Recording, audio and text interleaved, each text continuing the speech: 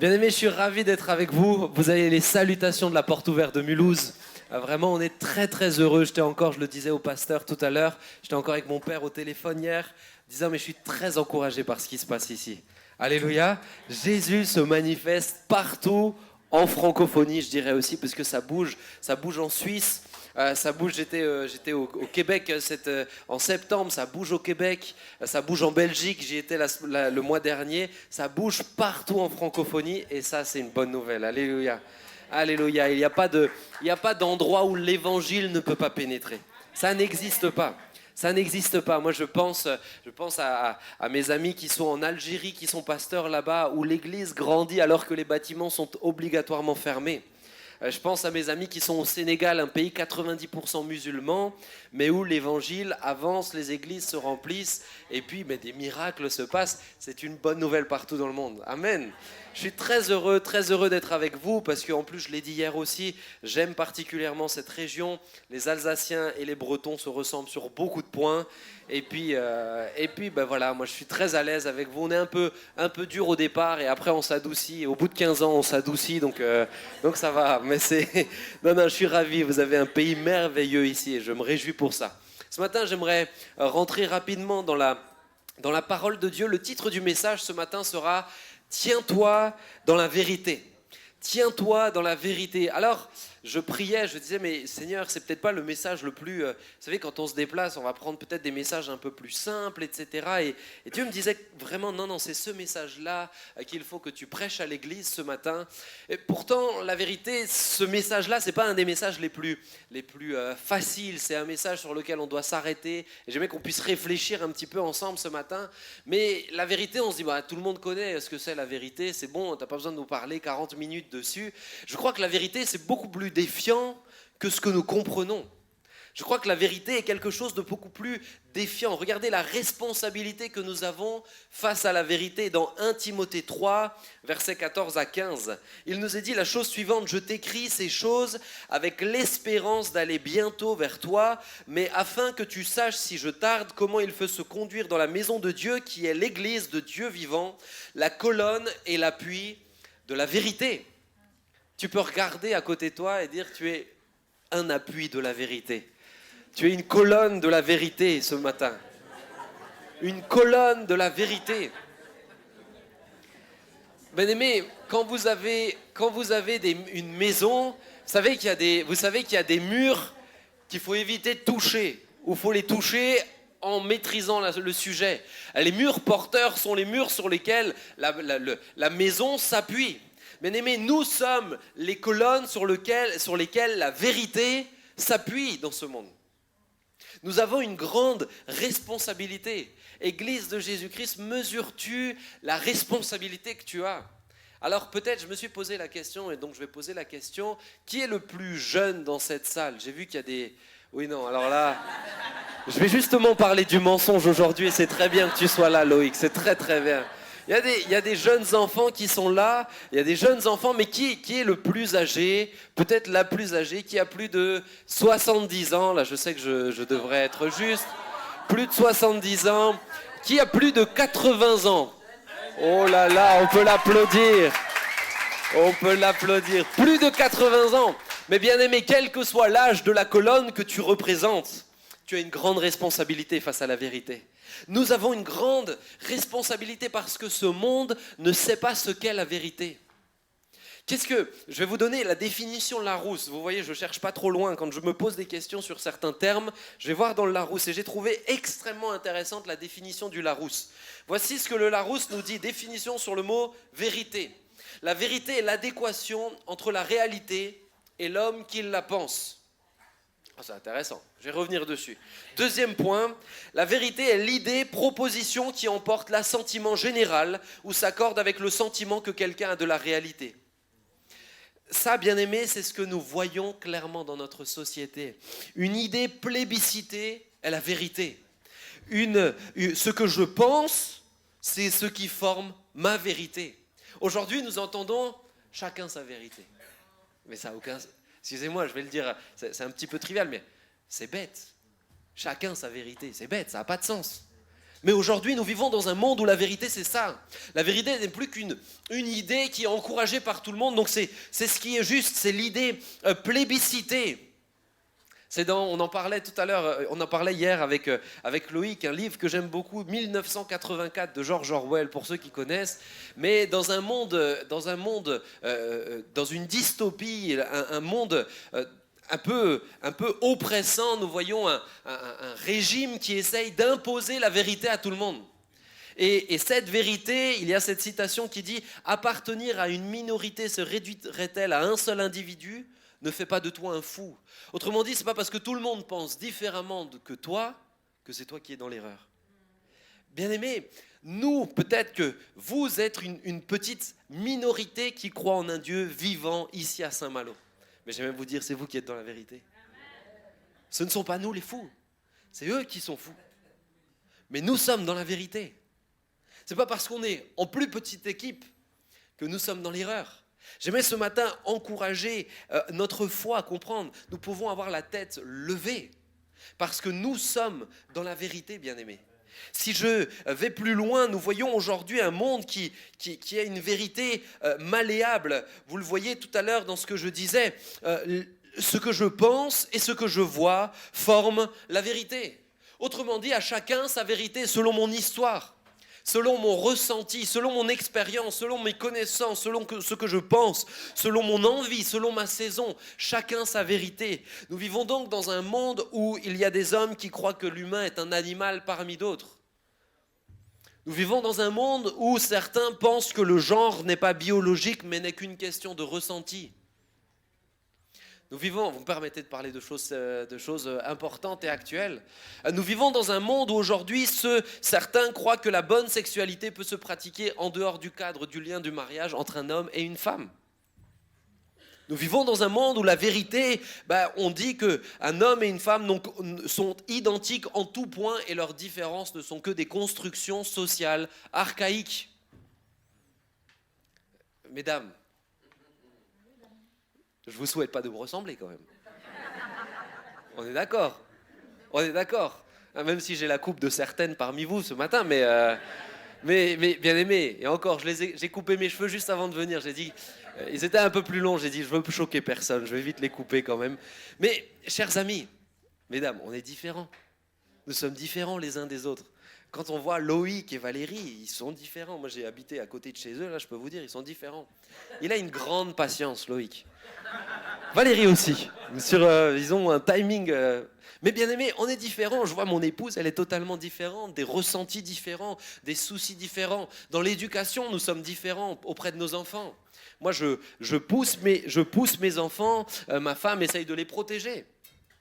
Mon petit garçon, Adam, il a fait du vélo très tôt. Il avait 2-3 ans, je crois, je lui ai appris le vélo. Et à un moment donné, il voyait une grande descente. Il dit, papa, je peux la faire? Je dis, mais bien sûr, vas-y, hop. Ma femme, elle a vu ça, elle dit, non, il doit mettre un casque. Je dis, bon, arrête, chérie, c'est bon. Bon, il est parti, il a fait un soleil dans la descente. Elle m'a dit, je t'avais dit. J'ai dit, bon, ouais. Heureusement, elle lui avait mis un casque juste avant la descente. Bon, pouf. Mais on est différents. Nous avons une approche des choses différentes. La vérité est malléable. On fait de la vérité ce qu'on veut. Autrement dit, la vérité n'est plus vérité. Qu'est-ce que la Bible nous enseigne sur ce qu'est la vérité? La Bible est claire. Prenez Jean, je vous donne 2 versets. Jean 1, verset 14. « Et la parole a été faite chair et elle a habité parmi nous, pleine de grâce et de vérité. Et nous avons contemplé sa gloire comme la gloire du Fils unique venu du Père. » Jean 14, Jésus dit, « Je suis le chemin, la vérité et la vie. » Autrement dit, la vérité n'est pas une idée. La vérité ne change pas selon les époques. La vérité ne change pas selon les connaissances. La vérité est une personne et cette personne porte le nom de Jésus-Christ. Mais la vérité est une personne. Quand vous avez sur votre carte d'identité, vous avez votre lieu de naissance, votre nom de famille. Pour mesdames, normalement, si je ne me trompe pas, vous avez votre nom de jeune fille aussi. Vous avez la date de naissance. Avec tous ces éléments-là, nous savons que Yannick, il n'y a que ce Yannick-là. Moi, il y a différentes personnes en France qui s'appellent Benjamin Peter Schmidt. Il y en a un d'ailleurs, ça m'a fait très rire parce qu'il habite à Strasbourg et puis il est noir. Donc c'était super drôle parce qu'il me dit mais tu t'appelles Benjamin Peter Schmidt? Je dis oui. Comment ça se fait que toi tu t'appelles Benjamin Peter Schmidt? Et donc c'est une histoire un peu folle. Il a été adopté, etc. Mais on porte le même nom. Mais bien aimé, il n'y en a qu'un seul de Yannick comme ça. Il n'y a qu'un seul Benjamin Peter Schmidt qui est né à Mulhouse le 26 août 1993. Il n'y en a qu'un seul. Vous comprenez? Autrement dit, il n'y a qu'une seule vérité puisqu'il n'y a qu'un seul Jésus-Christ. Il n'y a qu'une seule vérité. Et nous sommes appelés à être l'appui de cette... Vous calculiez 1993, c'est ça? Je le savais. J'ai 30 ans. Mais il n'y a qu'une seule vérité. Vous n'êtes pas super fort en maths quand même, ça vous a pris du temps, hein, mais 31 au mois d'août, 30 ans pour l'instant. Qu'une seule vérité, bien aimé. Nous sommes appelés à être l'appui de cette vérité qui s'appelle Jésus-Christ. Vous êtes appelés ici, dans cette région, sur cette ville, à être l'appui de cette vérité. C'est pourquoi, oui, je le dis, tiens-toi dans la vérité. La vérité ne change pas avec le temps. Vous connaissez Charles Spurgeon ? On en discutait, c'est surnommé le prince des prédicateurs. Il avait une plume extraordinaire, une sensibilité à la parole de Dieu extraordinaire qui dira seul le temps, il dira avec beaucoup de sagesse, seul le temps dira si j'ai prêché pleinement la vérité, car elle est pour toutes les époques. La vérité est immuable. Ce qui était écrit du temps de Jésus, ce qui a été écrit pour les premiers croyants est encore valable pour nous aujourd'hui. Ah non, tout n'a pas changé parce que tout le canon biblique est... Non, la vérité qui est écrite est valable pour nous jusqu'au retour de Jésus-Christ. Rien ne doit changer d'un iota. Nous sommes attachés à cette vérité qui est immuable. Dieu ne change pas, la vérité ne change pas. Pourquoi est-ce un défi? On peut se dire, si on sait que la vérité c'est une personne, il suffit de le suivre. Et puis c'est bon, toute l'humanité, les 7 milliards d'habitants, bientôt 8, sommes tous dans la vérité, c'est bon. Mais pourquoi est-ce un défi? Parce que bien aimé, le défi face à la vérité, c'est qu'il y a une opposition. La question de la vérité est un sujet très important parce qu'il y a un enjeu spirituel. Il y a un combat spirituel face à la vérité. La parole de Dieu nous dit que le diable rôde, le diable, le menteur est là et il y a une confrontation de puissance. Jésus dira, avec beaucoup de douceur, comme vous l'imaginez, il dira, Jésus dans Jean 8, verset 44, « Vous avez pour père le diable ». Quand même, Jésus rempli d'amour, etc. Je fais cette parenthèse, mais quand même, il avait des moments un peu sanguin, on sentait qu'il était du sud quand même. Mais vous avez pour père le diable. Vous avez pour père le diable et vous voulez accomplir les désirs de votre père. Il a été meurtrier dès le commencement et il ne se tient pas dans la vérité. Parce qu'il n'y a pas de vérité en lui. Lorsqu'il profère le mensonge, il parle de son propre fond car il est menteur et le père du mensonge. Et moi, parce que je dis la vérité, vous ne me croyez pas. Comprenez, chers amis, il y a une confrontation de puissance aujourd'hui encore entre le mensonge et la vérité. La vérité de Dieu et le mensonge du diable, il y a une confrontation de puissance. Nous faisons face à celui qui s'appelle le père du mensonge. On lira dans Isaïe 5, verset 20, « Malheur à ceux qui appellent le mal bien, ceux qui appellent le bien mal, ceux qui changent les ténèbres en lumière et la lumière en ténèbres, qui changent l'amertume en douceur et la douceur en amertume. » Le diable est là pour tordre la vérité. Le diable est là pour tordre le sens de ce que veut dire la vérité. Le diable est là pour amener le mensonge, distiller le mensonge par plein de manières, afin que la vérité soit atténuée dans l'Église également, entre nous également.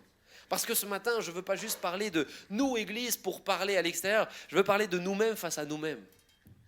Es-tu honnête avec toi-même? Te tiens-tu toujours dans la vérité face à toi-même? Ne me dites pas oui trop rapidement. C'est une question importante, parce que seulement si nous sommes dans la vérité, Dieu peut continuer à se manifester.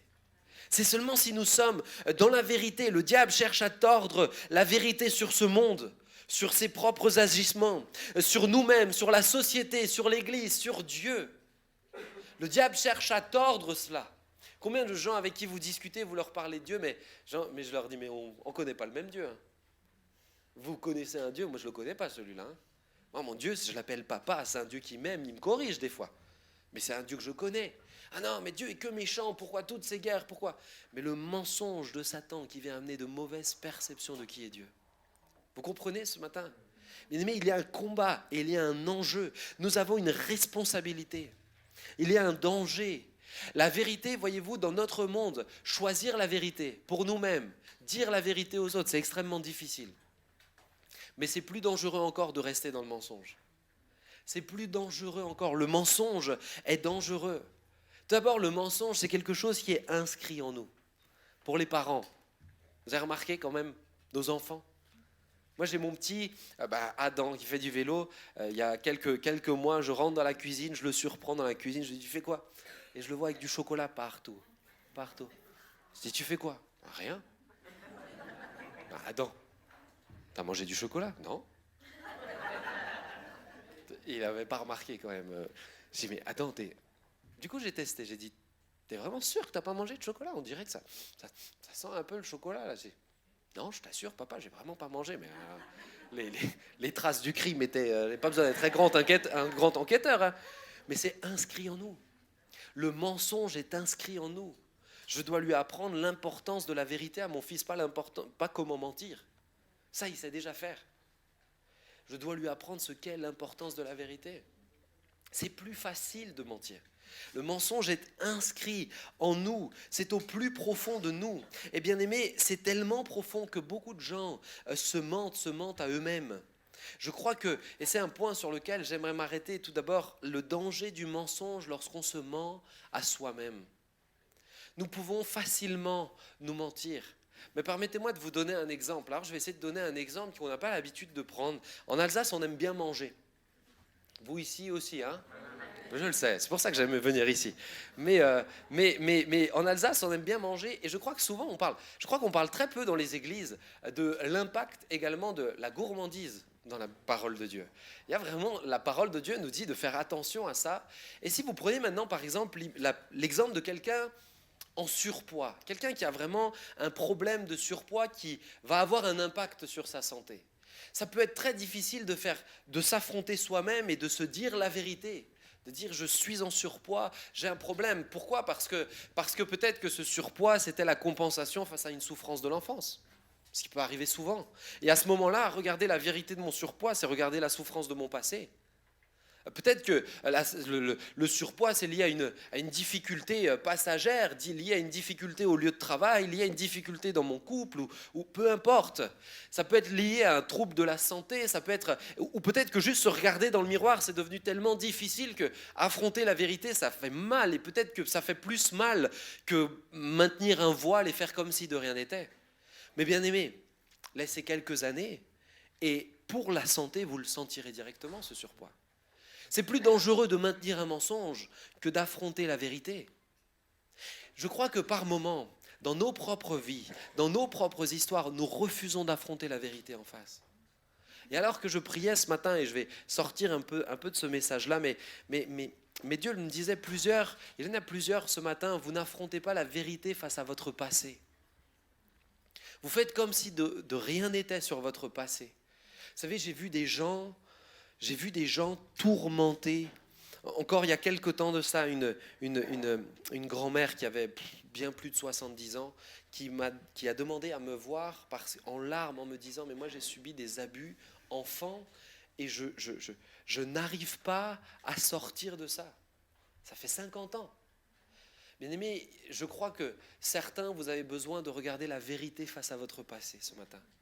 Vous avez besoin de regarder la vérité et les souffrances de votre passé.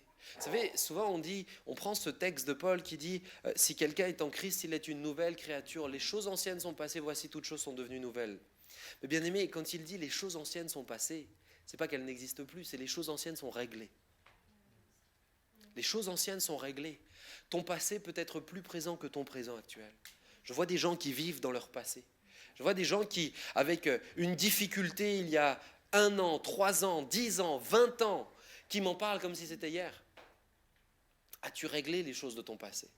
As-tu affronté ton passé? As-tu regardé droit dans les yeux les difficultés de ton passé pour que cette chaîne-là, elle puisse être coupée et tu puisses aller de l'avant, que tu puisses dire aussi, oui, les choses anciennes sont passées. Est-ce que tu peux?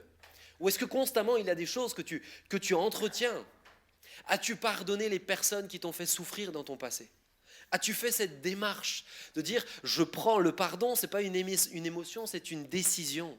Je prends la décision de pardonner ces personnes-là. Et je dis souvent, pardonne jusqu'à ce que tu sois guéri. Ne confonds pas le pardon et l'étape de la guérison. Tu guéris seulement si tu pardonnes. Le pardon enclenche le processus de guérison. Mais il faut pardonner jusqu'à ce que tu sois guéri. Il y a des offenses qui sont particulièrement difficiles. Il y a des drames. Dernièrement, j'ai pu, je ne sais pas si certains l'ont vu sur Internet, c'était l'année dernière, je crois, il y a 2 ans, mais interviewé une dame qui s'appelle Monique Lépine. Je ne sais pas si ça vous dit quelque chose, mais Monique Lépine, malheureusement, cette femme a vécu un drame. Elle a vécu d'ailleurs tout d'abord avec un homme extrêmement violent qui la battait. Et puis ensuite elle a rencontré le Seigneur, elle a cheminé. Et puis un jour, elle reçoit une visite de la police chez elle. Et inquiète, elle demande qu'est-ce qui passe. Et elle dit, cette police lui diront, mais on a retrouvé votre fils mort. Et malheureusement, ce jeune homme est Marc Lépine, un homme qui a actuellement encore fait la plus grande tuerie de masse, c'est le plus grand féminicide de masse au Québec. Il a tué plus d'une dizaine de jeunes femmes. Et là, vous avez un choc, et vous avez tout un pays qui vous hait, littéralement. Il vous déteste. Monique devait se cacher, ça a été extrêmement difficile pour elle. Elle me dira, mais j'avais des moments où littéralement je me sentais partir de tristesse, mourir de tristesse. Bien aimé, aujourd'hui, vous la voyez, si vous ne connaissez pas son histoire, vous ne devinerez jamais. Elle est rayonnante, rayonnante. Je l'appelle ma grand-mère du Québec. Elle est extraordinaire. Mais tout ça, c'est parce qu'elle a réglé son passé. Si elle a pu le faire, pourquoi ne le feriez-vous pas? Ne dites pas, oh mais c'est bon, c'est derrière, c'est réglé, ça fait des années. Mais si ça te tourmente encore, si ça te travaille encore, si tes réactions du présent sont conditionnées par ton vécu du passé, c'est qu'il faut encore le régler. Il faut faire face à la vérité. Il faut faire face. Comprenez, l'enjeu est grand. Parce que si tu ne règles pas ton passé, tu auras une perception même de Dieu, même de ta spiritualité qui sera erronée. Ah non, mais moi j'ai du mal avec Dieu comme père, parce que j'ai pas eu un bon père. Mais ce père-là n'a rien à voir avec mon père que je connais. Pourtant, il est pasteur, hein. Mais il a plein de défauts. C'est 2 personnes différentes. Mais parce que tu ne règles pas les choses, tu ne regardes pas, tu n'affrontes pas la vérité, tu ne pourras jamais aller de l'avant. Je pense à cette maman qui a plus de 40 ans chez nous à l'église et qui vient me voir. Et elle a une histoire particulière. Son père est quelqu'un de très très particulier. Et puis un voleur très très connu aussi en France, sans que je dise le nom, parce qu'il est toujours de ce monde. Et vraiment, c'est quelqu'un, voilà, il a fait des enfants, et puis il les laissait, et puis il revenait, 3 mois, il repartait. Mais cette dame, elle me parlait de son père comme si c'était un héros. Pourtant, les seuls souvenirs qu'elle a de lui, c'est elle se revoit dans une cage d'escalier à l'attendre, et il ne reviendra jamais. Et vous voyez, à un moment donné, je lui ai dit, le problème c'est que ça conditionne son attachement à ses enfants. Elle les couvre tellement qu'elle les empêche de vivre. Ça conditionne sa relation avec les gens. Ça conditionne sa relation avec Dieu. Elle était limitée dans plein de domaines. Et je lui ai dit, écoute, à un moment donné, il faut, et je lui ai dit, parce qu'elle avait moyen de le contacter, je lui ai dit, pour moi, il faut que tu appelles ton père. Parce qu'il faut que tu vois la vérité de qui est l'homme derrière. Ah non, mais moi je veux pas voir qu'il est vieilli. Elle me dira, non mais moi je veux pas voir qu'il a vieilli. Je veux pas voir que maintenant il a du mal, etc. Je dis, mais tu entretiens une illusion, tu entretiens un mensonge, et ce mensonge t'empêche d'aller de l'avant. Comment Dieu a été extraordinaire, c'est que c'est son propre père qui l'a appelé. On a prié, on a dit, Seigneur, tu l'aides. Son propre père l'a appelé, et elle dit, mais écoute, tout ce que tu m'as dit de faire, je l'ai fait, mais je me sens tellement libre maintenant. Je sens que je peux me projeter, aller de l'avant. Bien aimé, la vérité rend libre. On le sait, mais le vivons-nous? La vérité vous affranchira. La vérité rend libre. Se mentir à soi-même crée en soi des incohérences profondes. Profondes. Regardez Jacob. Jacob, l'homme qui lutte avec Dieu. On peut lire ensemble dans Genèse 32, versets 23 à 30. Il les prit, on parle de Jacob, il les prit ses enfants, ses serviteurs, ses femmes. Il les prit, leur fit passer le torrent et il fit passer à tous ceux qui lui appartenaient. Jacob demeura seul Alors un homme lutta avec lui jusqu'au lever de l'aurore. Voyant qu'il ne pouvait le vaincre, cet homme le frappa à l'emboîture de la hanche, et l'emboîture de la hanche de Jacob se démit pendant qu'il luttait avec lui. Au verset 26, il dit « Laisse-moi aller, car l'aurore se lève. » Et Jacob répondit « Je ne te laisserai point aller, que tu ne m'aies béni. » Il lui dit « Quel est ton nom ?» Et il répondit « Jacob. » Et il dit encore, ton nom ne sera plus Jacob, mais tu seras appelé Israël, car tu as lutté avec Dieu et avec les hommes, et tu as été vainqueur. Jacob l'interrogea en disant, fais-moi, je te prie, connaître ton nom. Et il répondit, pourquoi me demandes-tu ton nom? Et il le bénit, mon nom, et il le bénit là. Jacob appela ce nom de Péniel, ce lieu de Péniel, car il dit, j'ai vu Dieu face à face, et mon âme a été sauvée. Bien-aimé, Jacob est un homme qui passe son temps à mentir aux autres et à se mentir à lui-même. Et c'est parce qu'il se ment à lui-même qu'il est dans un cercle vicieux. Jacob, l'usurpateur, celui qui supplante, celui qui usurpe, Jacob a un problème au fond de lui et il passe son temps à entretenir ce problème. Il essaye de résoudre les problèmes mais sans affronter le vrai problème. Comprenez, des fois, on passe notre temps à mettre des sparadraps, en disant, mais c'est bon, j'ai plus mal. Mais il faut soigner la plaie. Il faut regarder le vrai problème. Qu'est-ce qui fait que tu réagis toujours de la même manière? Ah non, mais c'est les autres. Mais attends, si tout le monde a un problème avec toi, c'est peut-être que le problème, c'est toi. Bien-aimé. Ah non, mais à chaque fois que je vais dans un endroit, à chaque fois, on me rejette. C'est peut-être que tu as de quoi être rejeté quand même. Comment tu traites les autres en face? Moi, j'ai vu des gens, c'est pas une langue, c'est du venin qu'ils ont à la place de la langue. Et avec beaucoup d'amour, je peux vous assurer qu'on peut dire beaucoup de choses vraies avec de l'amour, mais je leur dis, mais c'est normal, tu blesses à chaque fois que tu parles. Bien-aimé, et si le problème était au fond de toi d'abord? Il y avait je ne sais plus qui a dit cette phrase qui dit, quand tu pointes le doigt vers quelqu'un d'autre, il y en a 3 qui te pointent vers toi. Mais, et si le problème, il était d'abord au fond de toi?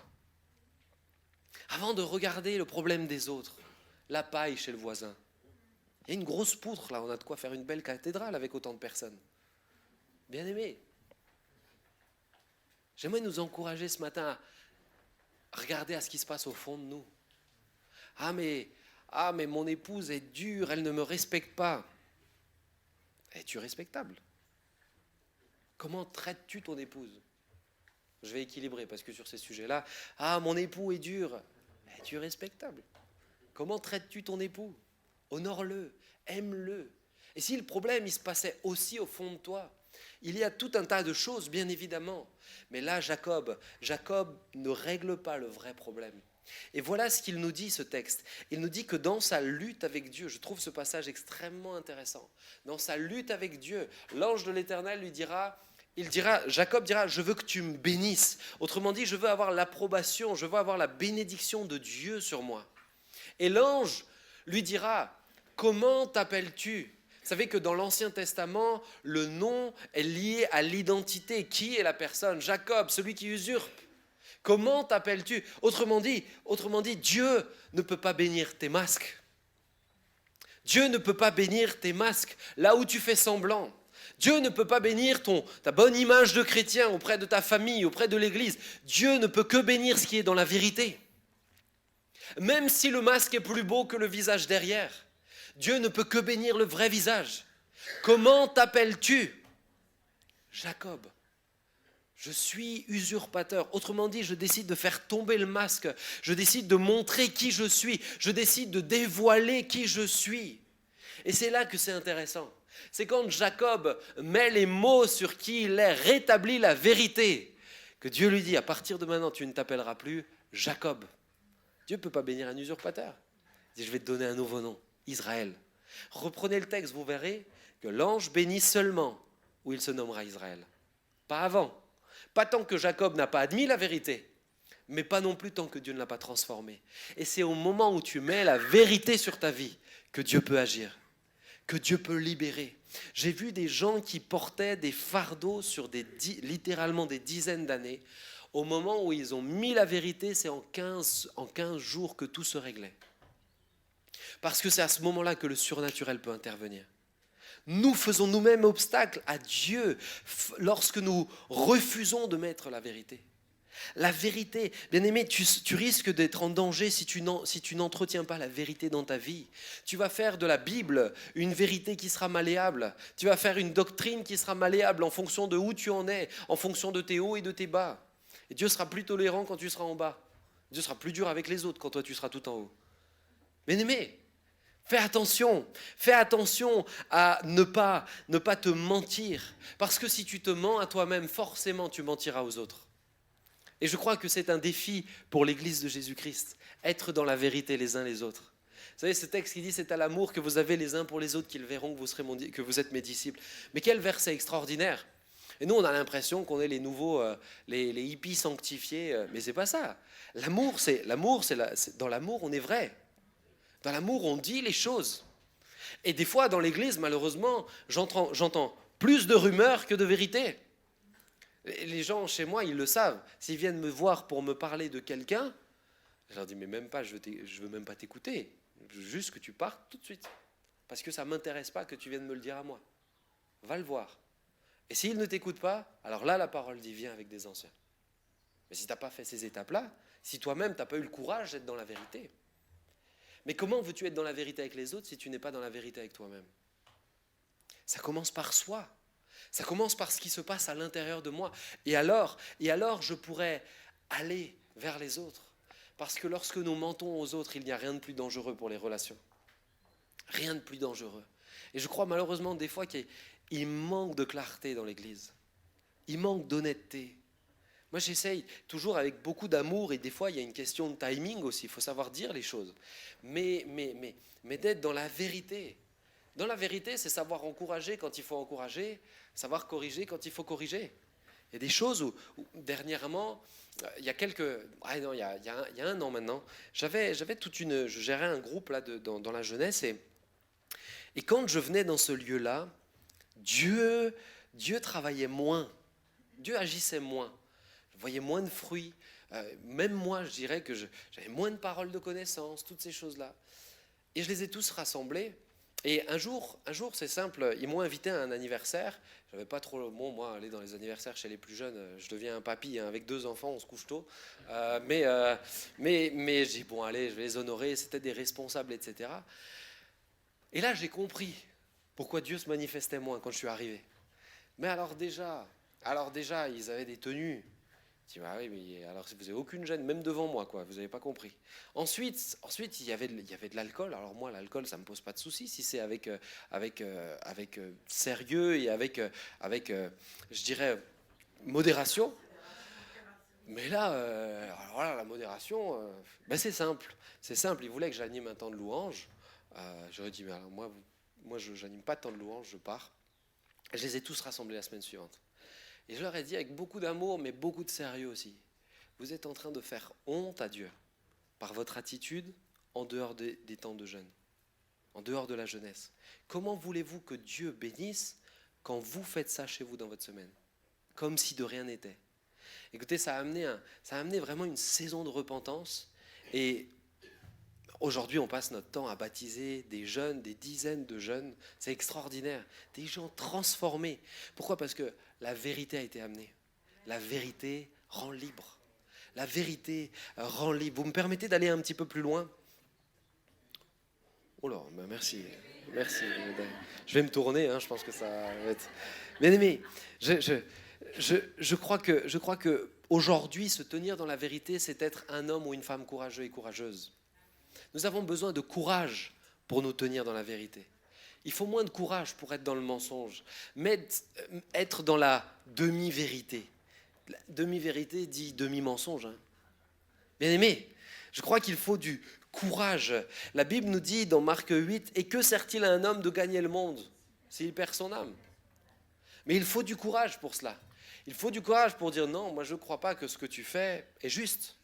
Je l'ai dit hier parce que je pensais à mon grand-père, mais mon grand-père était un homme d'un amour extraordinaire. Mais quand quelqu'un faisait quelque chose de mal, il n'attendait pas 10 ans pour le lui dire. Il lui disait, peu importe qui était cette personne, on a eu des membres de notre propre famille très très proches, sans rentrer dans les détails, mais il leur dira toujours la vérité. Toujours. Jamais il ne transigera. Pourquoi ? Parce que c'est la vérité qui peut sauver la personne, mais c'est la vérité, moi, qui me garde dans la cohérence avec Dieu. Si j'ai la vérité et que cette personne ne l'a pas, il faut que je la lui dise. J'aimais bien, alors ça peut être un peu choquant, mais quand il parlait de Jésus aux gens toujours avec beaucoup d'amour. Mais lui, il aimait bien aller voir il les appelait les petits vieux. Les petits vieux, ils avaient 70 ans, il en avait 95. Donc bon, c'était les petits vieux qui sont plus jeunes que lui.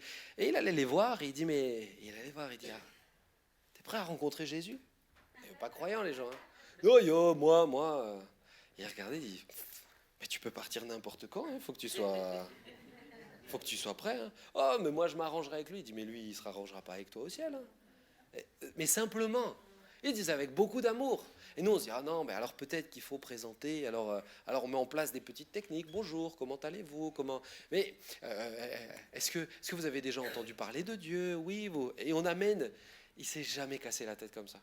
C'est toujours dit, j'amène les choses simplement et dans la vérité.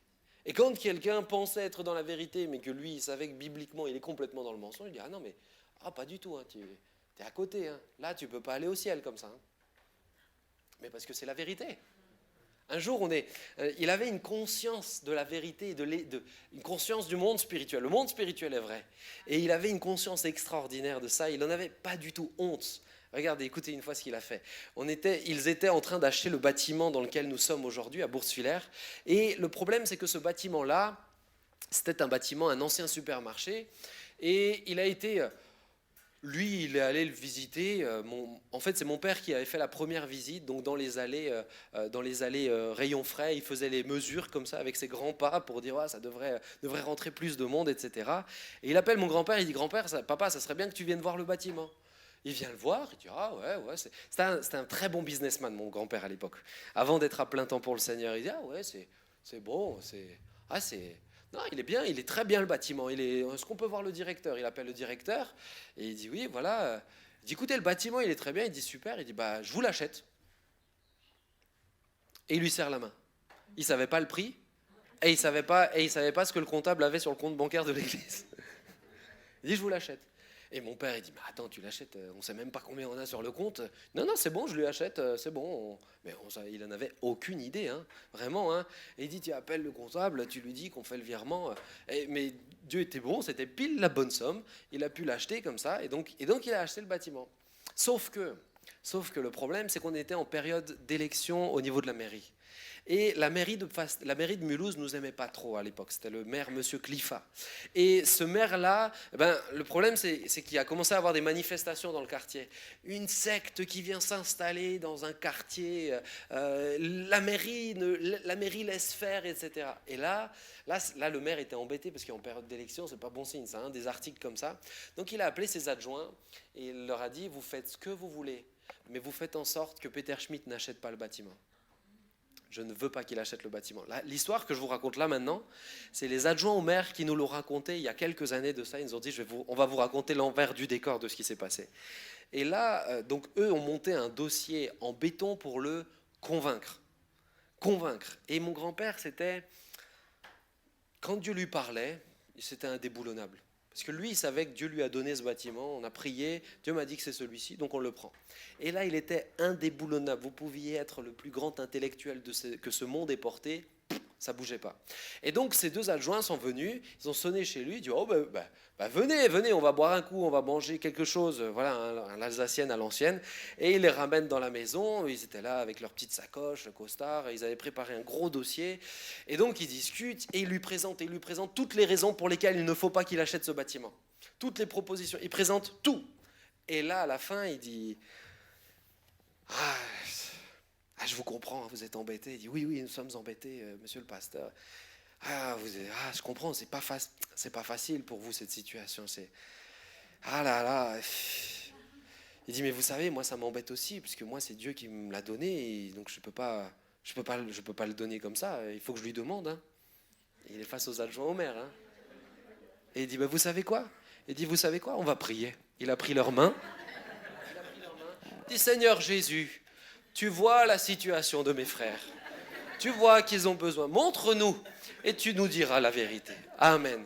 Et ils sont rentrés et ils nous ont raconté, les adjoints, ils nous ont raconté, on est rentré chez Monsieur Cliffat et le maire, il dit, alors Peter Schmidt, et ils l'ont regardé, ils ont dit, les voies du Seigneur sont impénétrables. Mais, bien aimé, mais aujourd'hui, Yannick, t'aurais fait ça toi? Mais honnêtement, moi je suis pasteur, je suis face à des politiques. J'ai déjà mangé avec des maires, des politiciens, etc. Mais avec du recul, je me dis, mais quel courage avait mon grand-père.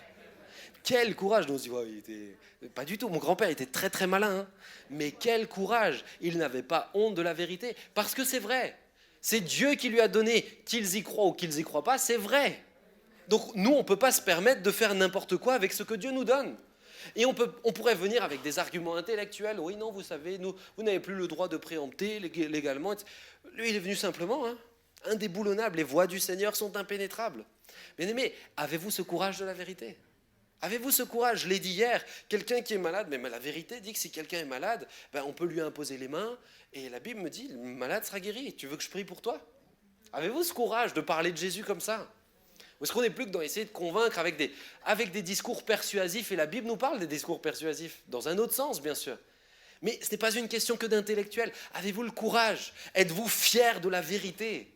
Ça, c'est à ce niveau-là, mon grand-père était extraordinaire. Il ne bougeait pas. Dans un autre registre, un jour, on avait eu, vous l'avez connu ici aussi, le courant du vin nouveau. On avait eu malheureusement aussi des dérives qui se sont produites liées à cela. Et puis il y avait eu des pasteurs qui venaient d'un autre pays, qui étaient là en pastoral dans l'église. Et c'était les deux orateurs qui étaient là. Nous, on accueillait, puisque le bâtiment était le plus grand, donc on a pu accueillir, etc. Et il ne gérait pas forcément cette pastorale. Et mon grand-père venait de subir une opération au niveau du cœur. Il avait eu un triple pontage la veille, il était sorti de l'hôpital. Mais lui, à chaque occasion qu'il avait de venir dans un lieu de culte, il venait. Le premier à être venu après le Covid, c'était lui. Et lui, il venait. Et là, ses frères, ils commencent à faire des choses qui, pour lui, bibliquement, ne sont pas justes. Qu'est-ce qu'il a fait?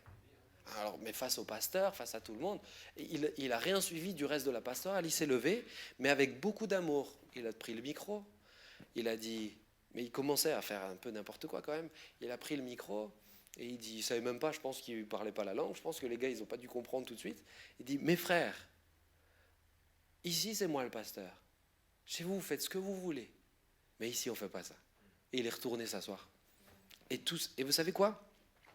Beaucoup de pasteurs sont venus le voir après en disant merci parce qu'on était tellement déstabilisés que ce que tu as dit, ça nous a remis sur le droit chemin.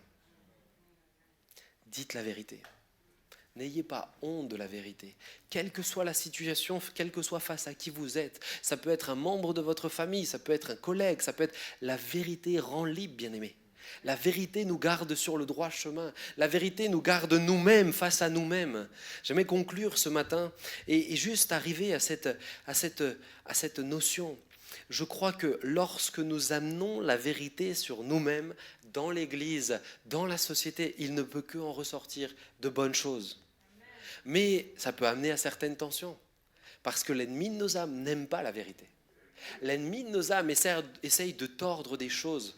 Je l'ai dit hier encore, il y a des sujets que je prêche, que j'ai à peine effleurés ce matin, mais pénalement je suis condamnable. Aujourd'hui, dire que l'homosexualité est un péché, pénalement, je suis condamnable. Moi, j'enseigne dessus, j'explique bibliquement ces choses-là. Mais bien aimé, pour rien au monde, je ne sacrifierai la vérité. Quel que soit le prix, pour rien au monde, parce que je suis une colonne, je compose l'Église qui est une colonne de la vérité. Que vas-tu faire chez toi? Que vas-tu faire en rentrant? Que vas-tu faire dans ta propre vie? Je vous encourage à rentrer chez vous, en disant Seigneur, est-ce qu'il y a des traces de mensonges, des choses que je laisse, des non-dits, des choses des résidus de demi-vérité, des choses que j'accepte dans ma vie, qui me compromettent et qui forcément m'empêchent d'aller plus loin avec toi. Est-ce que tu vas le faire auprès des tiens, de ta famille? Est-ce que tu vas le faire des fois ça peut être difficile, des fois ça peut amener des tensions, même dans un couple. Mais bien aimé, la vérité amène toujours sur le bon chemin. Il y a une manière de faire, il y a de la sagesse. La vérité, elle s'accompagne aussi. La vérité, elle ne vient pas avec du venin. Il y a des choses à mettre en place. Il faut le faire toujours dans l'amour. Votre intention, c'est l'amour. N'allez pas voir les gens, le pasteur, il m'a dit, je dois te dire la vérité, t'es qu'un ça. Ça ne dit pas ça, hein. C'est pas ça, hein. Il y a des choses dans l'amour. Mais exactement, nous ne sommes pas des justiciers. C'est pas ce que la Bible nous dit. Mais vous devez vous tenir dans la vérité. Je ne vous dis pas que vous devez lancer la vérité dans la tête de tout le monde. Vous devez vous tenir dans la vérité. Donc quand vous êtes face à des positions, quand vous êtes face à des questions, vous devez vous tenir dans la vérité. C'est ça ce que je prêche ce matin. Vous devez, pour votre vie, pour les vôtres, sur vos lieux de travail, vous devez vous tenir dans la vérité. Pas un seul compromis, pas un seul demi-mensonge. Quel que soit où vous en êtes, il y a des plus jeunes, il y a des plus anciens, vous devez vous tenir dans la vérité. Vous savez, on a parlé tout à l'heure, c'est marrant que tu en aies parlé du baptême, et tu as fait un sous-entendu pour les plus anciens, mais peut-être y a-t-il des anciens qui ne sont pas baptisés. Permettez-moi, c'est facile, je pars tout à l'heure, donc permettez-moi de vous le dire de tout cœur. La parole nous dit, celui qui croira et qui sera baptisé sera sauvé. Ah non, mais c'est pas, le baptême ne nous sauve pas. Oui, mais c'est écrit. Pourquoi ? Parce que si tu es convaincu que tu suis Jésus, tu t'engages publiquement. C'est un acte d'obéissance, le baptême. Moi, j'ai vu, un jour, j'étais dans une église et il y avait une petite grand-mère qui n'était pas baptisée. Je dis, mais ma sœur, quand c'est que tu te baptises? Toi, ça fait 30 ans que tu viens. Elle me dit, oh, mais c'est plus de mon âge. Je dis, mais alors, t'as pas compris. T'as pas compris ce qu'est le baptême. Mon grand-père, sur ça, il était intransigeant. Pas qu'il forçait les gens à se faire baptiser, mais c'est-à-dire, il leur faisait pas croire, ah oui, c'est vrai, avec l'âge, c'est... Mais bien aimé, non, c'est notre privilège. Quel que soit ton âge, c'est ton privilège. Moi, c'est une joie extrême quand je vois des anciens s'engager. Chez nous, à la Porte Verte, on a des jeunes et des moins jeunes. J'en ai baptisé une de plus de 70 ans encore il y a 2 semaines. Mais bien aimé, quelle joie! Quelle joie! Ne transige pas avec la parole de Dieu. Applique-la de manière concrète et littérale et Dieu te bénira.